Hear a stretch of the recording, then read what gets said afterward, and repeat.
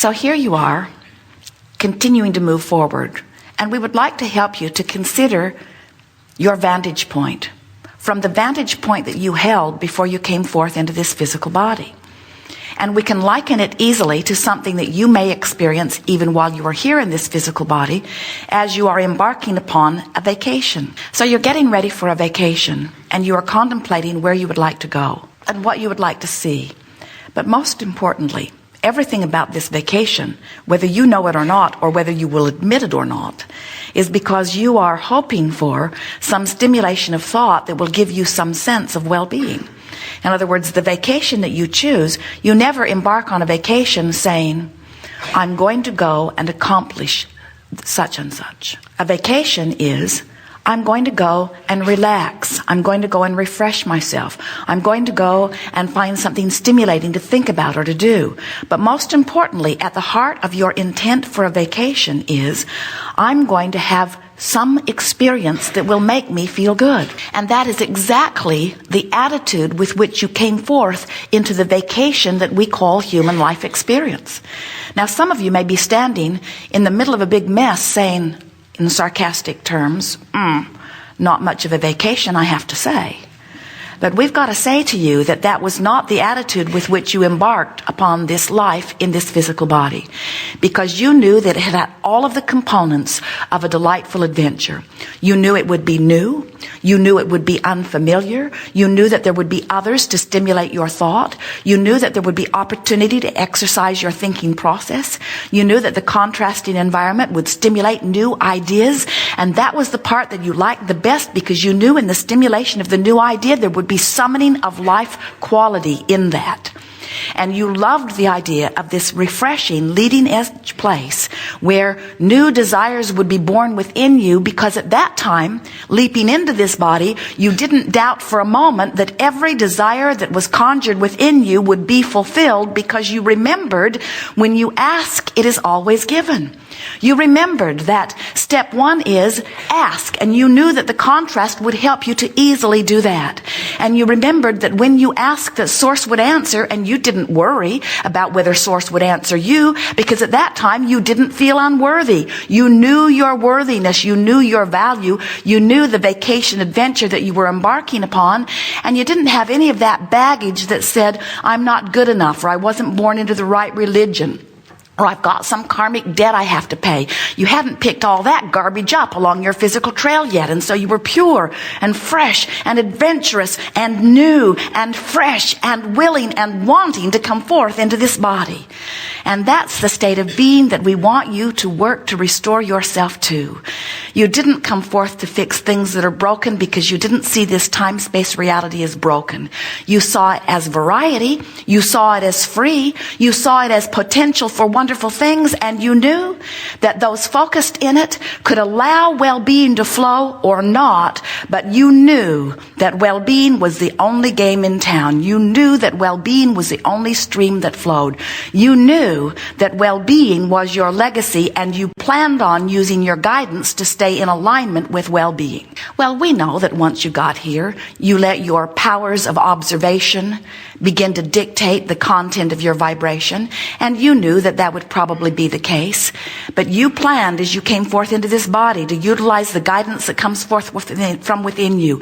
And you planned on paying attention to the vibrational content of what you were giving your attention to.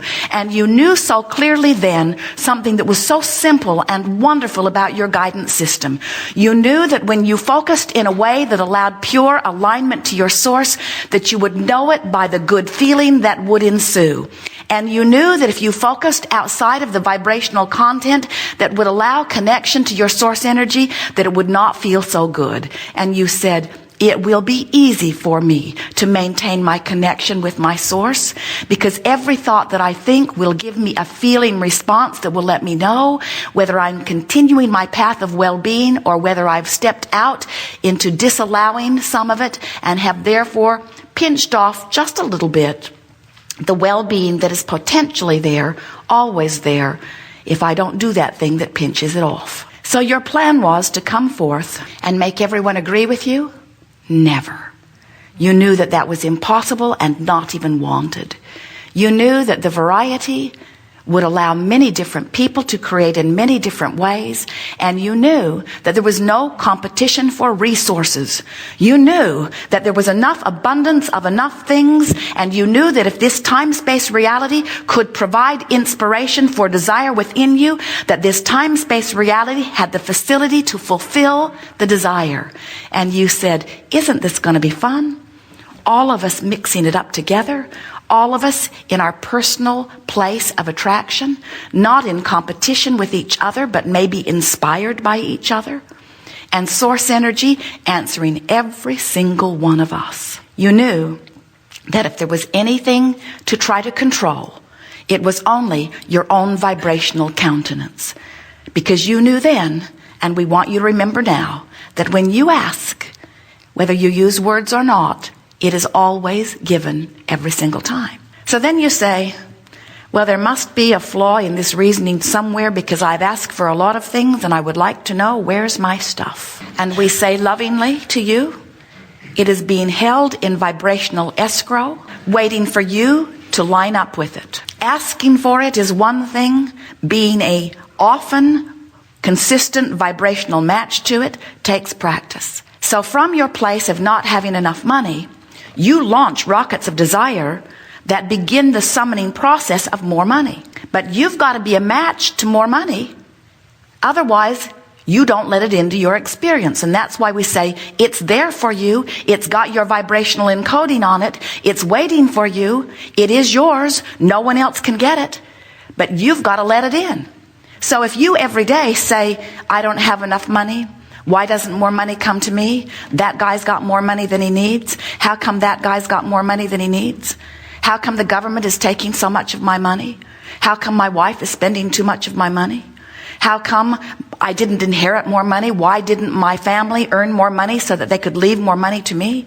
Why don't I pick the winning lottery tickets? How come I don't have more money? How come I don't have more money? I don't have enough money. I want more money, but I don't have enough money. Have you noticed that I don't have enough money? I would like to live like that guy over there. He's got plenty of money, but I don't have enough money. My word, what in the world are they wanting? How can they ever believe that it is appropriate for them to charge this much money for this garment? Are they out of their mind? Who died and made them king of the world? How do they get to choose who gets to? And so as you beat the drum of not enough money, you are far from vibrationally aligned with more money. So more money can't come to you because your personality, your mood, your attitude has aligned with not enough money. You're oozing, I don't have enough money. It's like you are broadcasting an ad to the universe. I'm the one with not enough money. And the universe accepts how you feel. The universe accepts the purity of your vibrational offering. So if you feel like you don't have enough money, you don't have enough money. And then you say, because you've been oriented in a world where if you squeak loud enough, someone will oil your wheel. You learned it with your mother. You wore her down. You complained about things enough, you would motivate her to action. But we've got to tell you, the action that you motivate someone to when they're just sick and tired of hearing your complaining is a paltry evidence of the well-being that you deserve. In other words, you can demand it out of them. But when you open your valve to the abundance that you want and deserve, those floodgates open and it comes in all manner, in all forms, in all ways, from every direction. And you will stand wondering where it was all the time. And we say, it was right there all the time in vibrational escrow, waiting for you to achieve vibrational alignment with it. But you got to stop complaining about what's going wrong in order to let what's going right come in. You've got to get solution oriented. You've got to get positively oriented. You've got to get positively expectantly oriented. When you worry about something, you're planning for a future that's not going to please you when it gets here. Because what you think about is on its way to you. How you feel is the indication of how it's going to feel when it gets here. Often we see you standing in your now and you say, well, if things would get better, then I would feel better. And we know that's true. It just can't happen that way. You got to feel better for things to get better. You've got to change the way you look at things before those things can change. You cannot achieve vibrational alignment with what you do not want. and have what you do want come into your experience. So you say, well, how do I turn this thing around? And we say, first of all, it doesn't need to be turned around. It just needed to be massaged just a little bit. You're doing extremely well. You have so many more positive expectations than negative ones. Look at the way you live. Have you done any sort of comparison about your lifestyle with most of the rest of the world? You are doing extremely well. And part of it is because what's around you is pretty darn good. And as you observe what's around you, then you achieve a vibrational expectancy for more of the same. You expect to get here when you leave in the morning. You expect the roads and bridges to be there. You expect there to be food somewhere in relatively easy access to you. You expect things, and because you expect them, you vibrationally support them, and the universe yields them to you. Now what we're talking about in this Science of Deliberate Creation, Art of Allowing workshop is how can you more effectively tweak your vibration or tweak your expectation into things that serve you better.